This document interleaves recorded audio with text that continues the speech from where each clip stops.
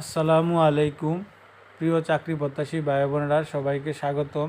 আরেকটি নতুন সরকারি নিয়োগ বিজ্ঞপ্তি নিয়ে আপনাদের সামনে হাজির হলাম। আর সেটা হচ্ছে গিয়া আপনারা দেখতে পাচ্ছেন শিক্ষা প্রকৌশল অধিদপ্তর।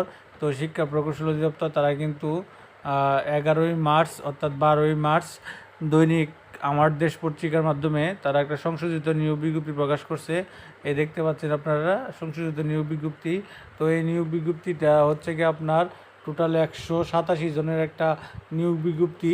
তো এই নিয়োগ বিজ্ঞপ্তি সম্পর্কে আপনার বিস্তারিত তথ্য জানতে চাইলে আমার চ্যানেলে এই নিয়োগ বিজ্ঞপ্তির বিস্তারিত তথ্য আপলোড করা আছে। তো যারা এরকম নিত্য নতুন সকল ধরনের চাকরি নিয়োগ বিজ্ঞপ্তি সবার আগে পেতে চান, তো আমাদের যে অল জবস নিউজ এইচডি চ্যানেলটি আছে, এই অল জবস নিউজ এইচডি চ্যানেলটি পাশাপাশি ফেসবুক পেজটি আপনারা লাইক এবং সাবস্ক্রাইব করে রাখুন, যাতে করে পরবর্তী সকল ভিডিও আপলোড হওয়ার সাথে